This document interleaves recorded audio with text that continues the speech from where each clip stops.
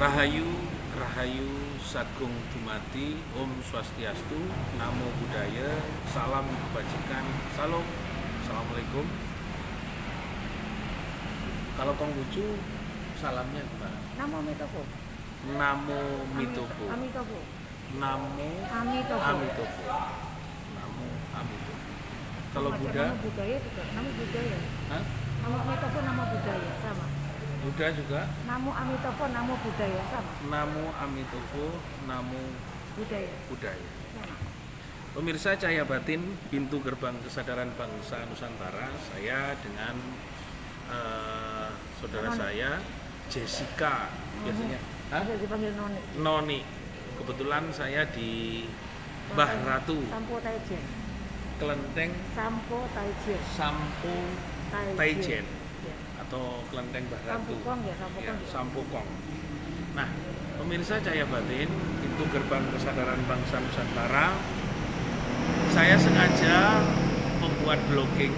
Jadi membuat blocking di satu pilar pintu gerbang di Kelenteng Sampo Taijen.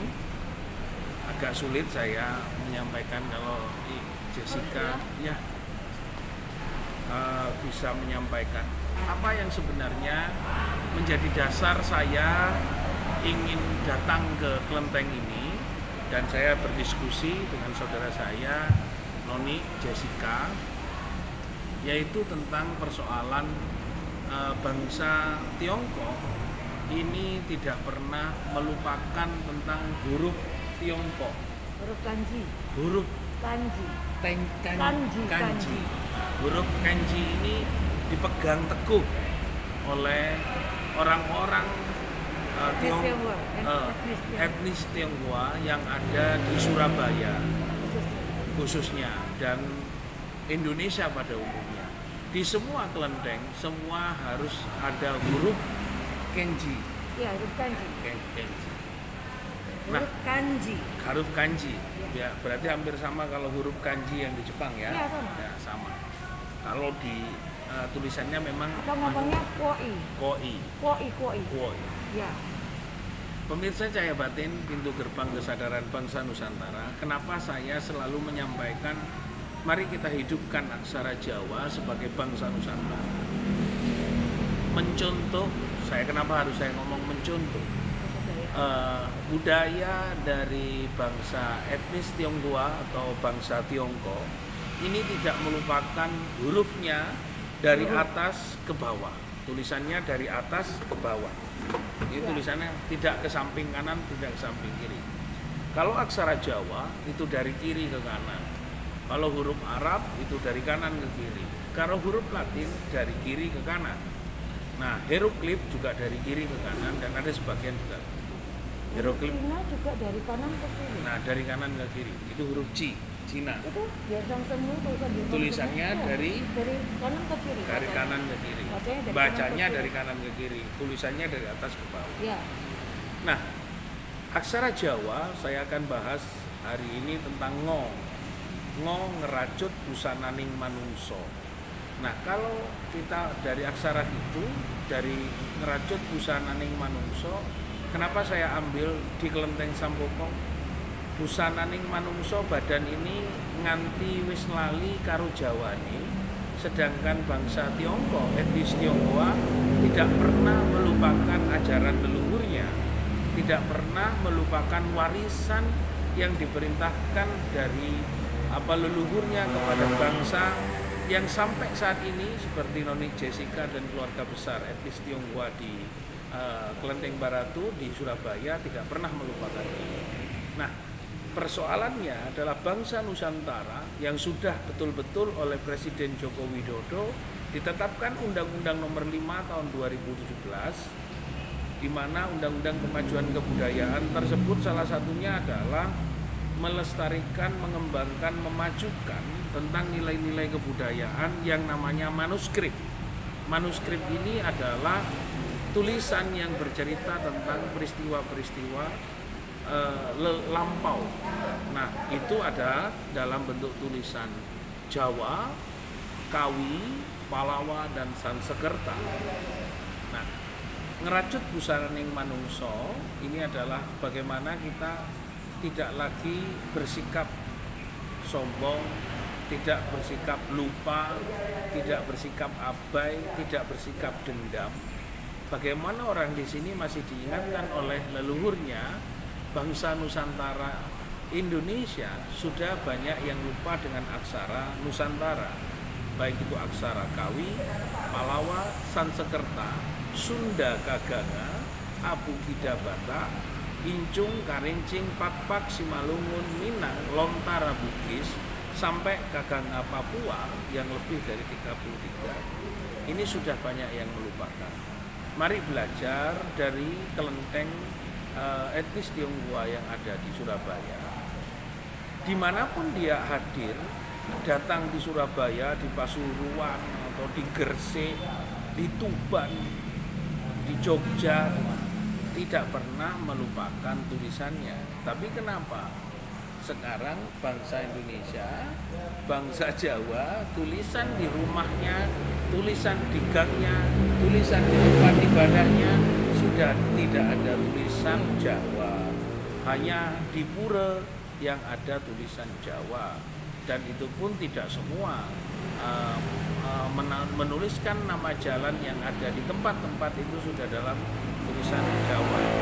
Di Bali saja, tempat kami itu bermukim, itu tulisan aksara Bali 18 itu ditulis di pura-pura yang ada di Bali, mulai dari Gianyar, Jembrana, Ubud, sampai Denpasar dan tempat yang lain. Untuk tulisan aksara Bali 18 itu hanya ditulis di daerah Denpasar. Nah, Surabaya sangat prihatin. Seorang pemimpin pemerintah ketika sudah diamanatkan oleh undang-undang untuk melestarikan kebudayaan, tapi ternyata jalan-jalan di Surabaya akeh ngaku wong Jawa tapi wis lali karo huruf Jawane. Akeh wong ngaku Madura tapi wis lali karo huruf Madurane. Akeh wong Surabaya wis lali karo omong titilaku lan tulisan aksara Jawane. Nah, saya sengaja di sini, kalau kemarin di Kelenteng di Pura, lalu juga ada di tempatnya Langgar Kiai Syekh Maulana Muhammad Hasan Salim radhiyallahu an di Sememi, tempat langgar masih ditulis karena menghormati apa yang didhawuhkan oleh orang-orang yang mengajarkan Islam. Tapi dalam bentuk manifestasi ajaran leluhurnya sudah tidak ada tulisan langgar wakaf dalam bentuk tulisan Jawa.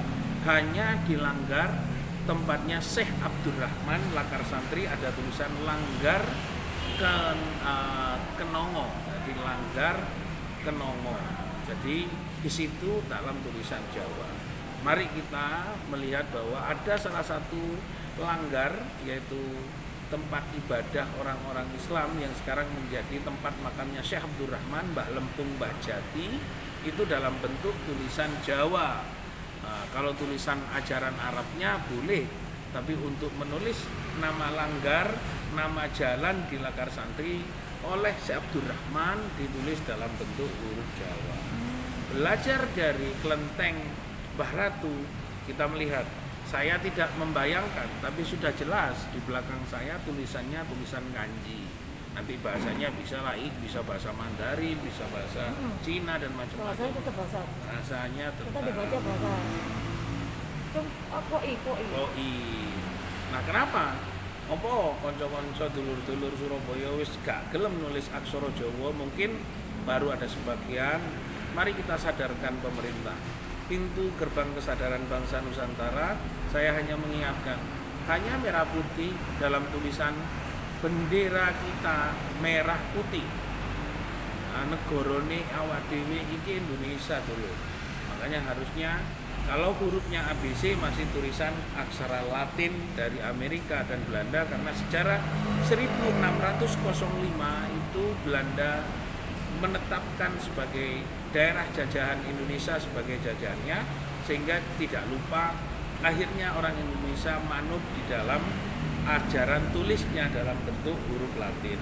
Tapi ingatlah, di dalam tulisan uang kuno yang ada di tanah Jawa yaitu tahun 1847 itu masih ada huruf Jawa. Lihat nanti Anda saksikan kenapa saya bawa terus. Satu-satunya uang yang harus saya tetap pegang adalah uang dalam tulisan aksara Jawa. Semoga nanti uang kita tulisannya aksara Jawa, jalan-jalan tulisan aksara Jawa, tempat-tempat ibadah juga milik orang Jawa, punden-punden ditulis seperti di Eyang Prabu Kertanegara, di Jogodolok sudah saya tulis dalam aksara Jawa. Semoga kita semakin sadar seperti kesadaran bangsa Tiongkok kepada leluhurnya, tetap menulis huruf kanji. Amitohu. Seperti itulah. Makanya saya memberikan contoh bangsa yang datang di sini, bangsa etnis Tionghoa tetap memelihara itu. Mari kita sebagai bangsa Nusantara ingat dengan aksara kita sendiri. Terima kasih, semoga bermanfaat. Rahayu, rahayu, rahayu. Sagung Dumadi, Om Swastiastu, Namo Buddhaya, salam kebajikan, salam. Namo Amitobo. Namo Amitobo. Namo Amitobo. Namo Buddhaya. Wassalamualaikum warahmatullahi wabarakatuh. Merdeka. Merdeka.